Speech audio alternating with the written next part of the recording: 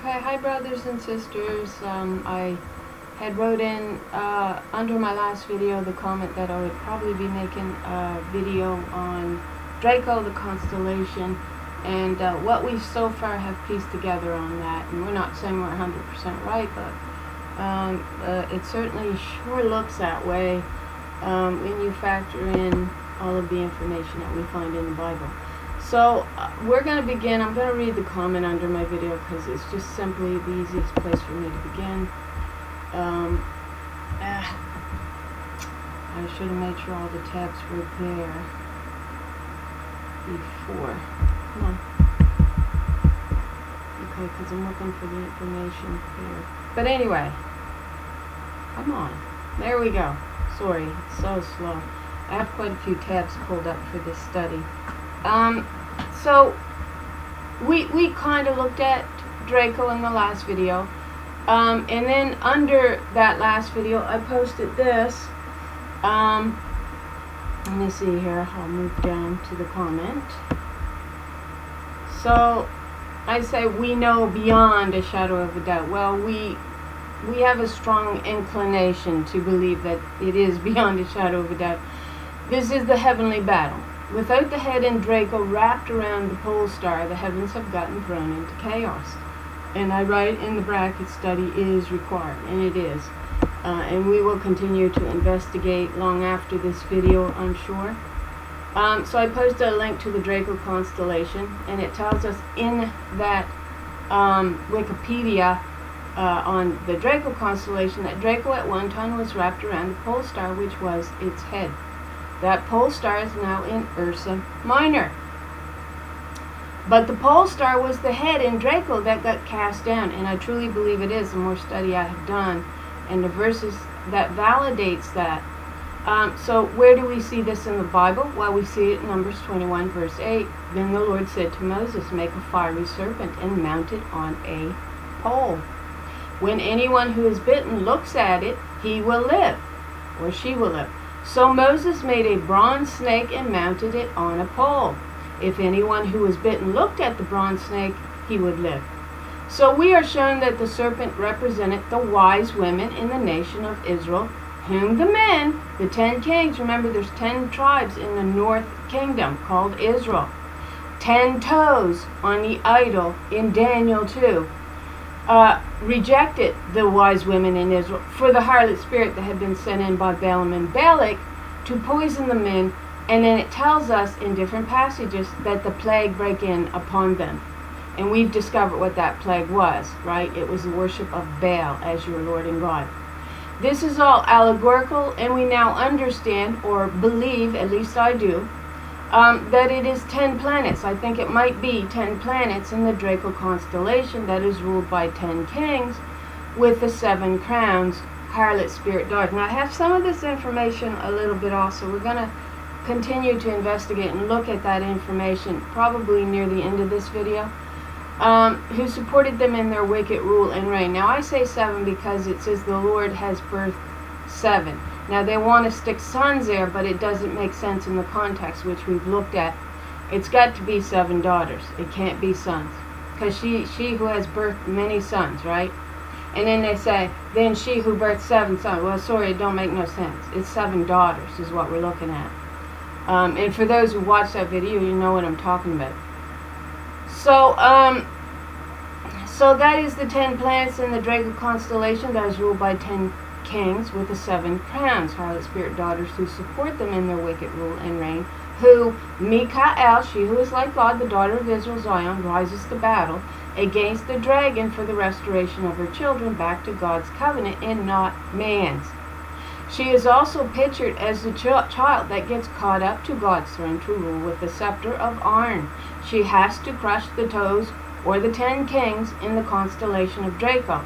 When this plays out, judgment too will also play out on earth, as it has slowly been doing over time. If I get the time, okay, we'll recap it. So I'm going to move on past that little comment.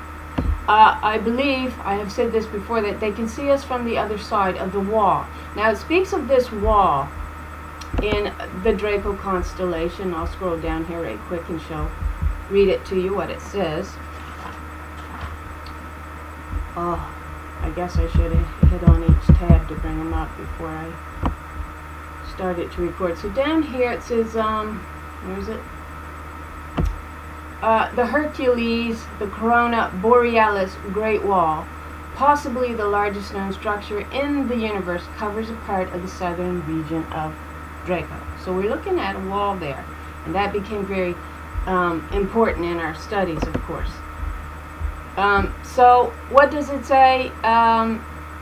When this plays out, judgment too will also play out on the earth. So I believe they can see us from the other side of the wall, but we can't see them, which is why God says in Isaiah 25 verse 6, on this mountain the Lord of hosts will prepare a banquet for all the peoples, a feast of aged wine, of choice meat, of finely aged wine. On this mountain she will swallow up the shroud that enfolds all people, the sheet or wall that covers all nations. She will swallow up death forever. The Lord God will wipe away the tears from every face and remove the disgrace of her people, not his, from the whole earth. For the Lord has spoken. Now, this is also allegorical to the fact that Israel stumbled. And we're said, what? We're asked this question in Romans 11. What? Has Israel stumbled? It says that he should fall. No, she should fall and not obtain that which she seeketh for? No. And who struck the woman's seed on her foot? Well, it was the serpent, wasn't it? And we're going to discover all of that information the more we dig. Who that was and how it's all playing out and going to play out. So this is all allegorical to the fact that Israel stumbled because of the strike on her heel, but now will rise to crush the serpent, Draco's head, by becoming the scepter. See, we get that brass serpent wrapped around that scepter that the men were to look to, and in that moment they would live. Of strike on her heel, but now will rise to crush the serpent, Draco said, by becoming the scepter that was to rule, wherein we see the serpent Draco wrapped around the staff. The time frame is a much greater or longer one than we have been led to believe, and I believe it is. So what can we begin to ascertain? Well, let me see. So if we go back to Draco, the constellation, it'll tell us that a very, very long time ago, and I can't remember exactly how long ago, that the pole star, Polaris, was located in Draco, in the head of Draco. Now, I found recently this article. Now, currently, the pole star, or the North Star, right, is your pole star, is located in the constellation of Ursa Minor. Now, where is Ursa Minor in context of, or, situated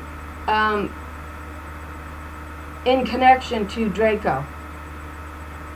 So I've got this pulled up before I read this. Where is it? Right there.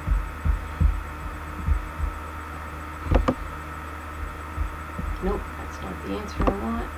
But they're here. Let's see here. That's the one right there. So Draco belongs to the Ursa Major family of constellations. That's important to note, which contains the group of stars that make up the Little Dipper. Polaris is the star that's in the end of the Little Dipper handle. Now, I didn't read that information right. So Polaris, or the pole star, is located in the constellation of Ursa Minor. So this is Ursa Major. Draco belongs to the Ursa Major, which Ursa Minor is a part of, right? So it says this, I'm getting to it. It just shuts all my information right down. I had all these open. I had the questions too.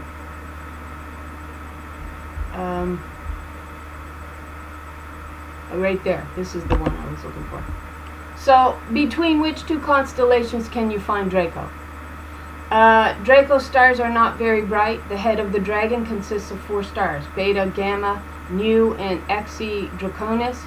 It's in a trapezoid and located just north of Hercules. From there, the dragon's body winds its way through the sky, ending between the Big Dipper and the Little Dipper. Now, this is interesting. What we learn about the bear, now they tell us, right?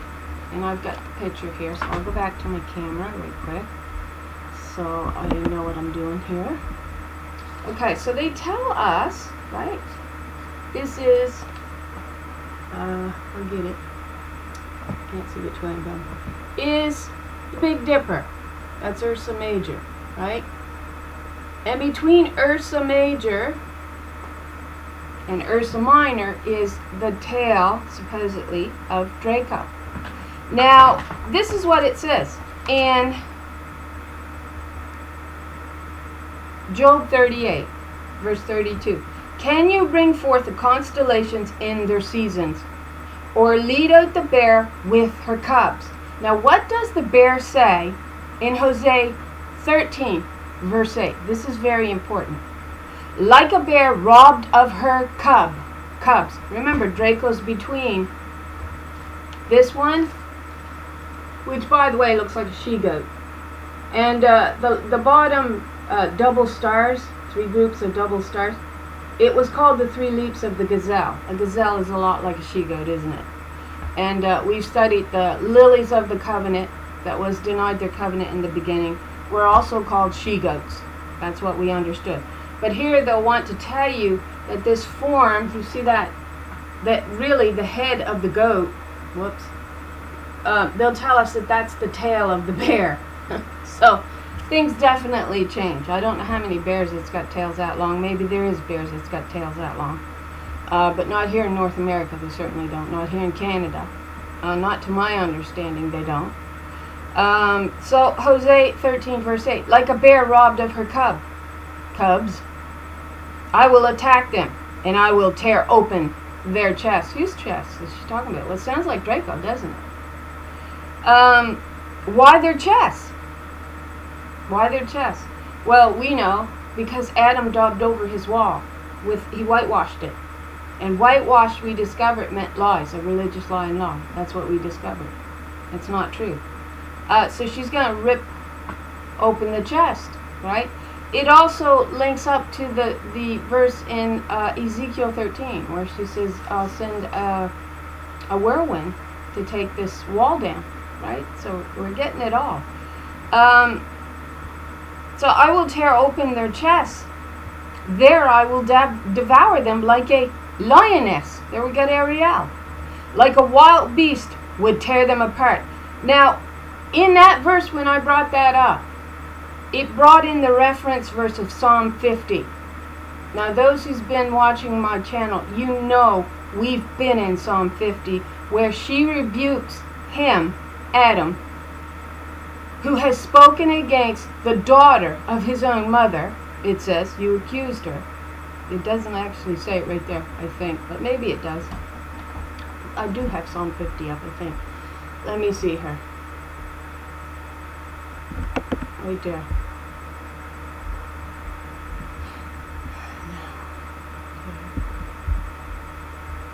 Okay. Let me just check here real quick. Okay, so it is in the reference here. Psalm 50. What does it say? Now consider this, you who forgot God, lest I tear you to pieces with no one to rescue you.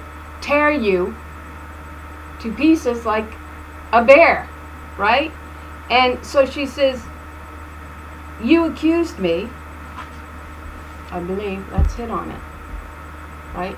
But she says, it also says in Proverbs 17:12, it is better to meet a bear robbed of her cubs than a fool in his folly. But here it absolutely sounds just like the bear speaking in Psalm 50, who does rebuking for his lies. And we're going to pick that up again here, in Isaiah 66:15 in a minute.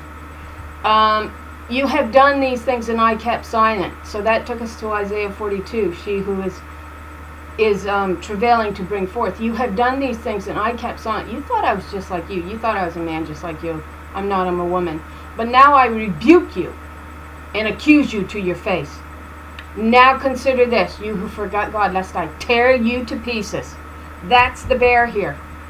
in Hosea 13:8, which is your Ursa Major, on the other side of Draco, right? Right? Yes. Okay. So, this is the information I found. I'll put the link down below. And I'm going to read this information here, at least a little tiny bit of it. Gotta make sure this is okay. So it says this. I'm not sure. It's just serpent in the stars, Draco. And I will put the link below. So there are certain mythical creatures that seem to exist in most cultures, and the dragon is one of them. The Greeks were no different, and immortalized a serpentine shape in their sky situated between the two bears, which were Ursa Major and Ursa Minor, the Big Dipper, the Little Dipper. So, dragon to snake, what happened to the wings? So I had asked the question, did Draco, the Draco constellation, possess wings at one time? Because that seemed to be coming into play in quite a few passages, believe it or not. So in India, this star cluster is referred to as a crocodile or an alligator, but in other regions it has been identified as a hippopotamus.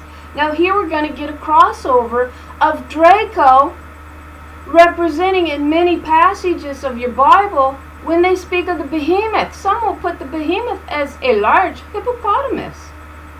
Well, why would they also put Draco? It has been identified as a hippopotamus when the behemoth, many have identified the behemoth as a hippopotamus, some will say. So, in the classical world, this curling constellation is known as the serpentine Draco.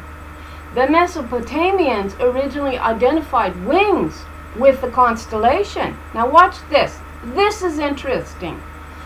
However, the Greek philosopher, now I don't know how to say this name, Thales, c. 6th century BC, lopped them off to form Ursa Minor. One of its tail stars, Thuban, or Tuban, however you want to say it, I think it's Thuban, was the pole star around 2800 BC, but is not now due to the precession of the equinox. Now we'll stop reading there. This is interesting, because what does it say in Daniel chapter 7? Where's my Daniel 7? Was that one of the last passages? Right there. What does it say of the beast? It says the first beast was like a lion. We're also going to get an understanding that this Draco is also a lion, or a lioness, would have been. So the first beast was like a lion, and it had the wings of an eagle. It had the wings of an eagle. You see that? I watched until its wings were torn off, and it was lifted up from the ground and made to stand on 2 feet like a, it says a man. I'm going to say like a woman. She's the one that got cast down from her throne, right? And the harlot spirit exalted, and then over time, man takes control of that throne. We know that. Satan exalted himself to the throne of God and given the mind of a man or a woman. Suddenly, another beast appeared, which looked like a bear. It was raised up on one of its side, and it had 3 ribs in its mouth between its teeth. So it was told, get up and gorge yourself on flesh. So we'll stop there. Do we not see the tearing off of Draco's wings in that sense? There's some correlation there. There is. Now, where else did we want to go here? Right?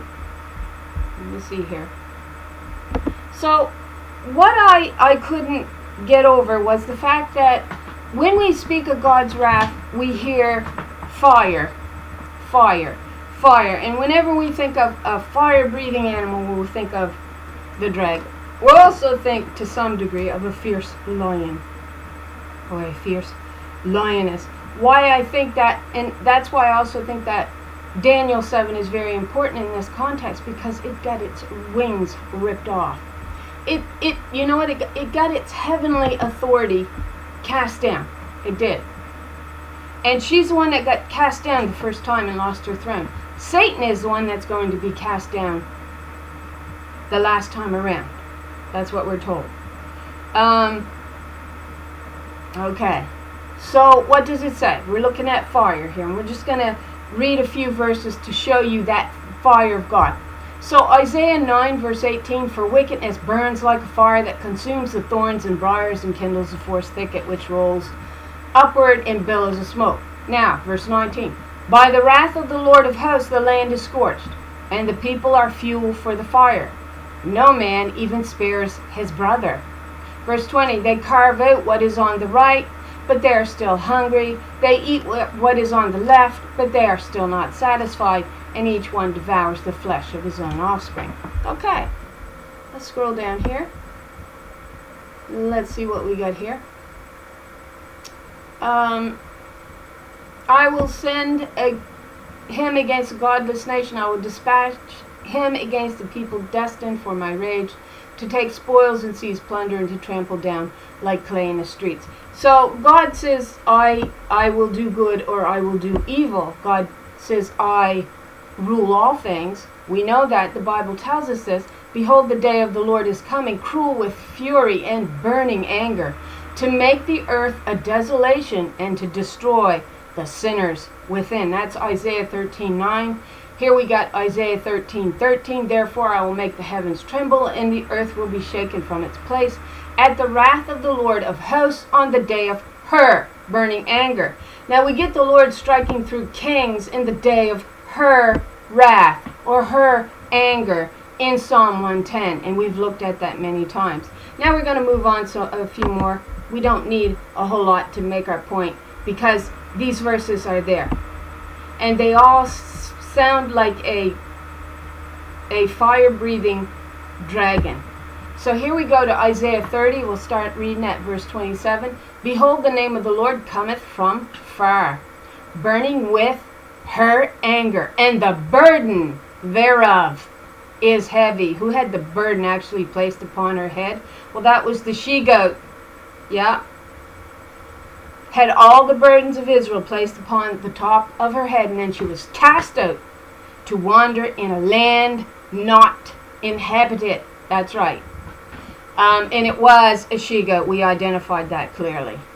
So, and the burden thereof is heavy. Her lips are full of indignation, and her tongue as a devouring fire. Now we get this devouring fire coming out of the mouth of the one who is reserved for the end and who is drawn out of the waters. And you get that in 2 Ezra chapter 13, and it's she.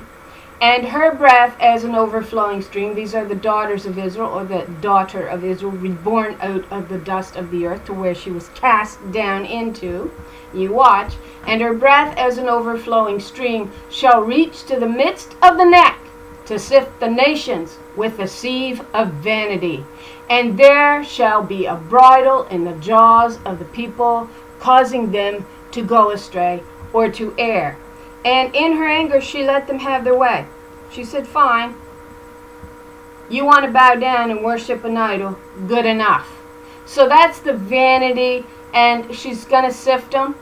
Now she says to the dear daughter of it, she says, for what else can I do for the dear daughter of my people but to try their ways upon the earth?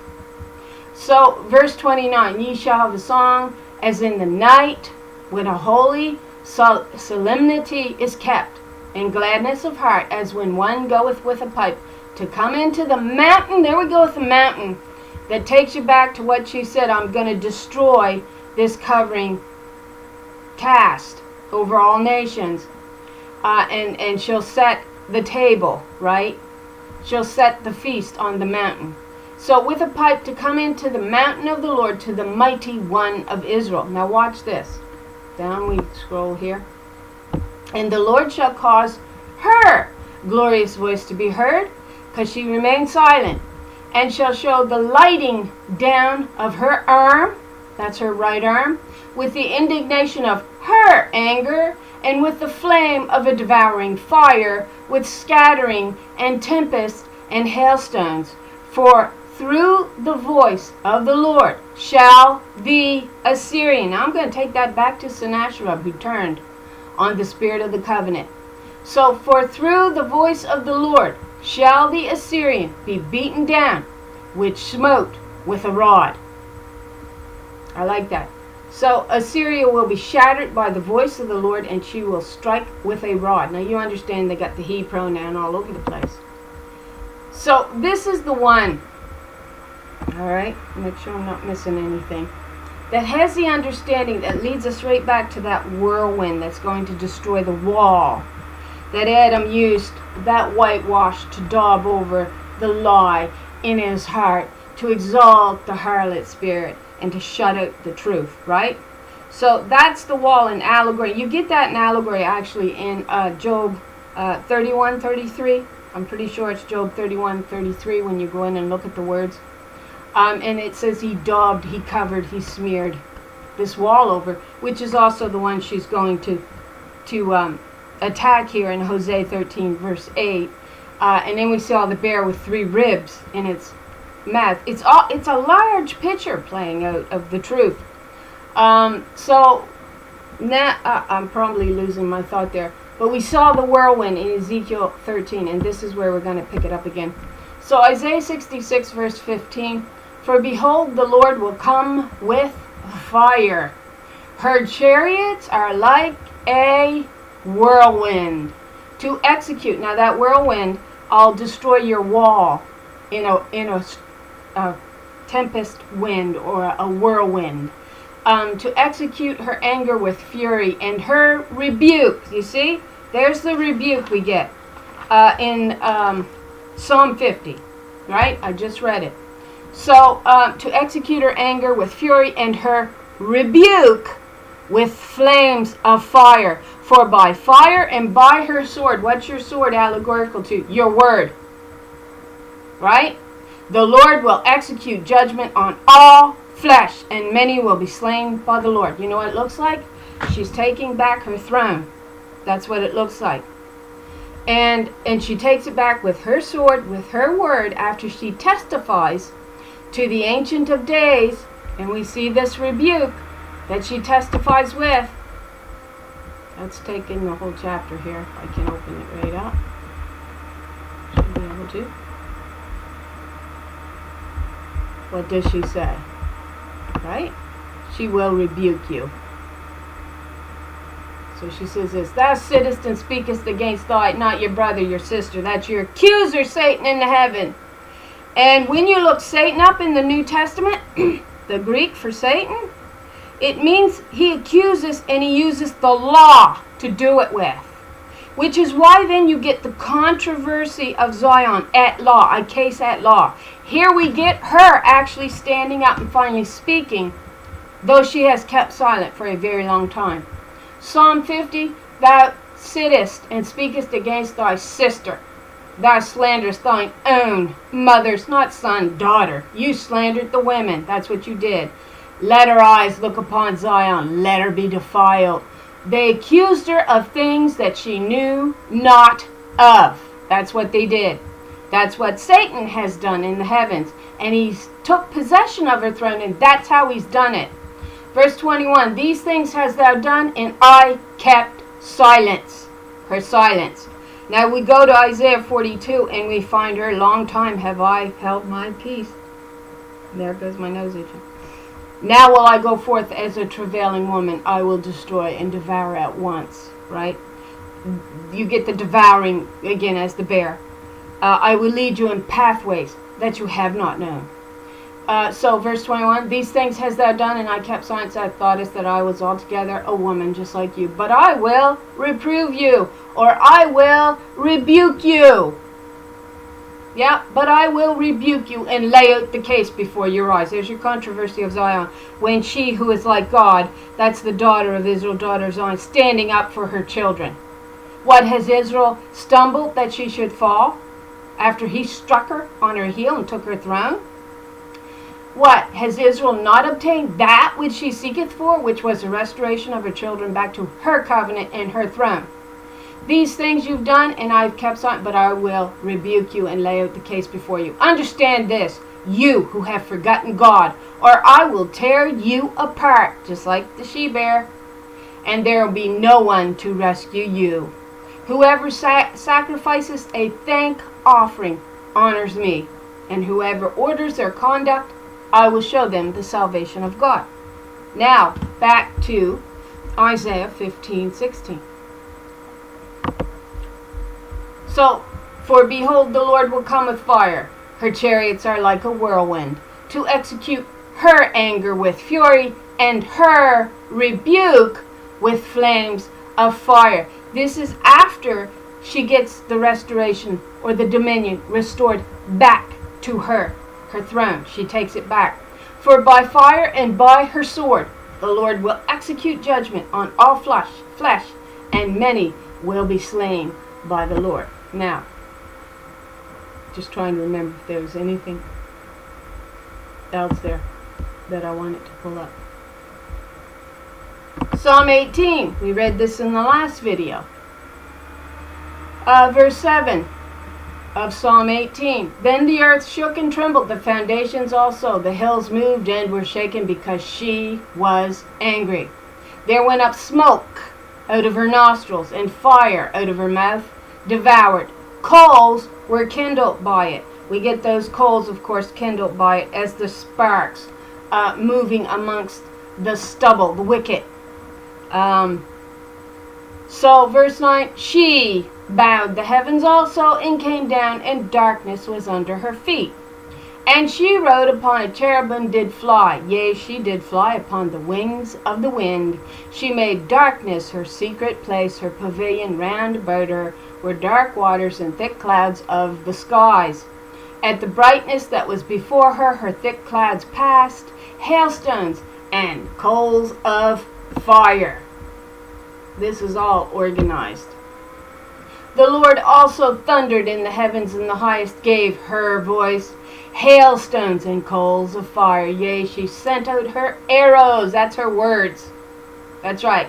That's her covenant, her bow, restrung, that we see getting unstrung in Psalm 7 for the lie. Yeah, we studied that one too. She sent out her arrows and scattered them, and she shot out lightnings, and she discomfited them. Then the channels of waters were seen, and the foundations of the world were discovered at thy rebuke, O Lord. So now we understand, when we go in and we study all of this, we understand what the foundation was. And we know that the false foundation that got put in was a harlot spirit that bows to man as God, and he took charge of her throne. That's what he did. And we see him doing that in places like Isaiah 14, of course. And we also see it in Ezekiel 28, which we've studied. So then the channels of the waters were seen, and foundations of the world were discovered. The true foundation stone was the daughters of Israel that were rejected in the beginning and cast down to the dust of the earth. Now God says, I hear a familiar spirit as of one who speaketh out of the dust of the earth. Stand and answer for thyself. Right? This is the controversy of Zion, which we see are giving the rebuke in Psalm 50. So they were discovered at the rebuke, O Lord, at the blast of the breath of thy nostrils. That again sounds like a dragon's nostrils. She sent from above, she took me, she drew me out of many waters. That's the one that is reserved for the end of days. That fire, the sword, will come out of the mouth and devour the chaff and the wicked. She delivered me from my strong enemy, from the accuser, Satan, he that accuses me under the law, of things that I know not of. I'm not even aware of what's going on. I can't be bothered. I'm too busy bowed down at the feet of an idol. So she delivered me from my strong enemy and from them which hated me. And we see Baal, your husband, those archers shooting wicked words at the daughters of Israel, the branch, passing over this wall. And it says, they hated me. right? We get that over and over in context of the daughters.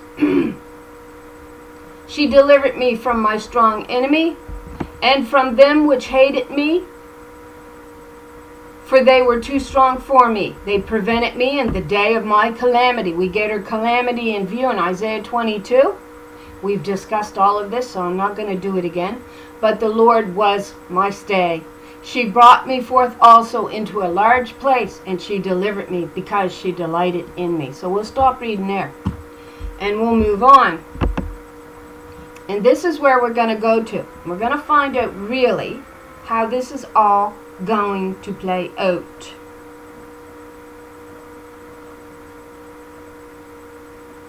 Okay. So we'll begin reading in Revelations 12, verse 7. And there was war in heaven. She who is like God, Israel, and her angels fought against the dragon.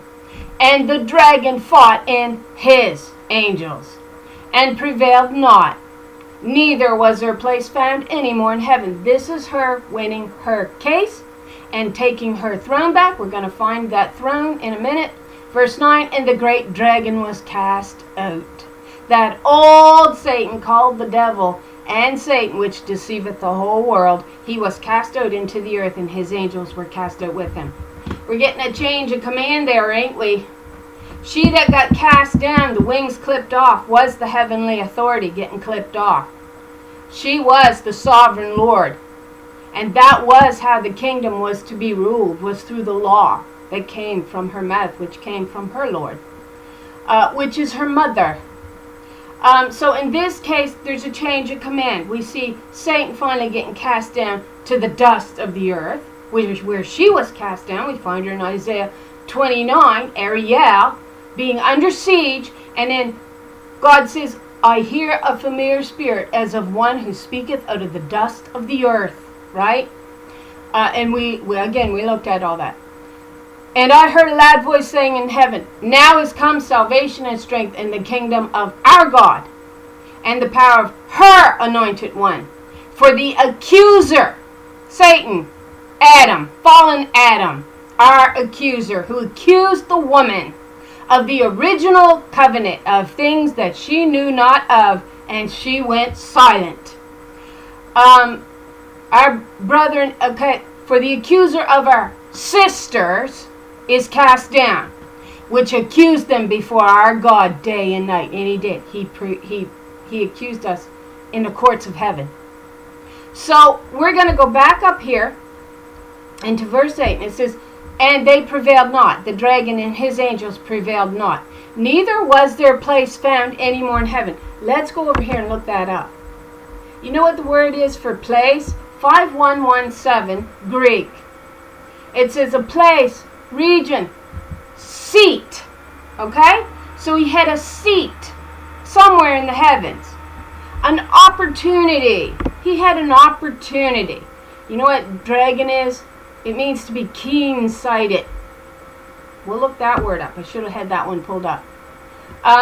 You know why this is interesting? Because we get the word as your sword. And in this word, 5117, a place was no longer found for him. That means his word. Apparently, or his law. Apparently a primary word, a spot, occupancy, is a large but participle locality, location, home, track, figuratively, condition, opportunity, specially, watch this, a scabbard. What's a scabbard? A place for your sword. And it says no place was found for him any longer. None. He gets cast down. And you know what happens? Isaiah 52 is what happens. Shake thyself from the dust, arise and sit down. Take your seat, O daughter of Jerusalem. Remove the law, the bonds from your neck, captive daughter of Zion. For this is what the Lord says. You were sold for nothing, and you will be redeemed without silver. They cast her law down to the ground and taught you a lie. That's what they taught you. For this is what the Lord says. Okay? We're not. At first my people went down to Egypt to live there, then Assyria oppressed them without cause. Now, Isaiah 47, we saw the seat there. That's her throne. And she's taking it back. Who's coming down off the throne along with the king, Babylon? Come down and sit in the dust, O virgin daughter of Babylon. Sit on the ground. There is no throne for you. Right? That's the harlot that man exalted in his heart. And she says, no one sees me. That's right. And then we're going to go here. Because you see what happens is the wrath plays out when the daughter takes back her throne, casts Satan down to the earth, and then the fire-breathing dragon comes into play on all those who fell for his lie and couldn't be bothered to pick their head up from a religious lie and idol that they are currently bowed down to. Yeah, it gets all changed around. And I stood upon the sand of the sea, all right, and saw a beast rise up out of the sea having 7 heads and 10 horns. And upon his horns 10 crowns, and upon his head the name of blasphemy. Now I'll be honest, I got to look deeper into this, right? But it does say in another rendering, and the dragon stood, all right, on the sand of the seashore, right? So this is also in context of wanting to devour the child because Satan don't want to lose his throne. Now where was it? Okay. We'll begin in verse 4. Revelation 13:4. And they worship the dragon. How do you worship a dragon? Which is currently where Satan, the accuser, which is fallen Adam, who accused the spirit of the original covenant, his first wife. Yeah, he accused her. That's what we see Adam doing, accusing her. And he knew the accuser was going to give him her throne. So they're worshiping the dragon, which is the religion of Jesus straight out of the land of Egypt, we discovered, which is man, hubby, standing as your Lord and God, bridegroom. So they're worshiping the dragon, which gave power unto the beast. That's the beast ruling in earth. That's right, the violent beast system. We trace that all the way back to King Solomon, the number 666. I got the video up on it if you want to go watch it. And they worshiped the dragon, which gave power unto the beast. And they worshiped the beast, saying, who, get this, who is like unto the beast? Well, who is like unto God? Daughter Israel is. Who is like unto the beast? Satan is, who gets cast down from Draco, because that was the place that she was to rule from. And there is some indication that it was a behemoth, which became a dragon, or maintains it both ways. And they worshipped the dragon, which gave power unto the beast, and they worshipped the beast, saying, who is like unto the beast, who is able to make war with him? Now it says, through the counsel of many, you shall be able to make your war. And when you go look that up, the understanding is through understanding your own historical accounts. And that's the process of reading what many people have read. Reading the Bible, picking up that silver thread, that real water of life that gives life to all. And she got cast down because they exalted Satan, because he was able to accuse her in the courts of heaven, because she did not know what was going on. She had no idea why they were accusing her. She said, these things they have done, and I kept silent. Because he attacked me. And some of the ideas that she went into great mourning over what this great friend had done to her, which was to accuse her and to take her throne away from her. So it all seems to be lining up that she's going to take back her throne in Draco. She'll be very close contact to her mother, the she-bear, Ursa Major. And from there, judgment will play out on earth, is what it looks like. Now, how long that takes to play out, I don't know. I think the time frames have been really screwed up. So, verse 5, and there was given unto him a mouth speaking great things and blasphemies, and power was given unto him to continue 42 months, right? And he opened his mouth in blaspheming against God, to blaspheme her name and her tabernacle, and they did, and them that dwell in heaven. So far, it's all really lining up to what we're understanding about the Draco constellation. There's so much more into that. There really is so much into that.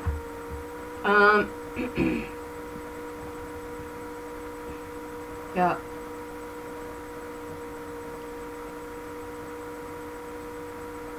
Revelation 19:15, coming out of her mouth is a sharp sword with which to strike down the nations. She will rule them with a rod of iron, or an iron scepter. She will release the fierce wrath of God, the Almighty, like juice flowing from a winepress. That's Revelations 19:15. And that's the fire of Draco in judgment. Yeah, it's all there. I remember somebody saying quite a few years ago that the Bible was a space book. You know, it was a book all about, you know, outer space. And I kind of heckled at the time. But once you pick yourself up from the feet of the idol of Jesus, and start to be transformed by the renewing of your mind and the way that you think, you begin to realize the manipulation that went into this. There's people on this planet, I believe, from the constellation of Draco, that is pushing hard the idol of Jesus, because they know their minutes are numbered. They know it. They see it. They understand the signs. We don't. Most of you don't. There's a few of us on that straight path now. We're getting it. We're understanding it. So thanks for those who are watching the videos, taking the time to go in and do your own studies on these similar topics, hopefully, and pulling some kind of understanding together for yourself. Just picking yourself up from an idol. You know, God doesn't hear you when you're down at the feet of an idol. And these people don't want to be heard, obviously, or they'd be looking into it more seriously. Satan isn't called, you know, clever and smart without good cause. Oh yeah, I wanted to look up dragon. Watch what it says. Strong's Greek dragon. Let's see here.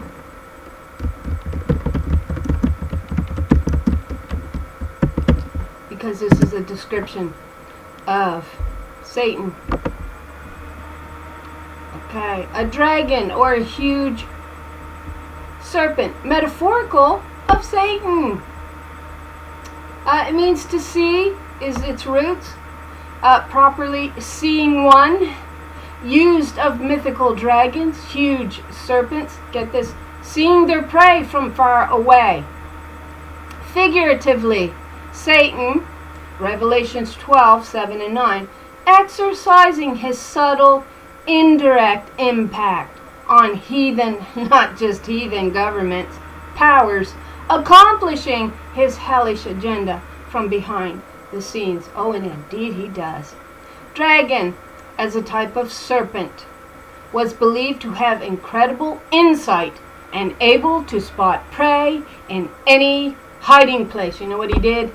He went after the sovereign Lord, the woman in the garden, with his accusations, because he had too much pride and did not want to receive the law off of her tongue. No, couldn't do that. But it's all there. See? So anyway, I guess that's it. Thanks for watching. I hope y'all had a blessed day. And thanks again.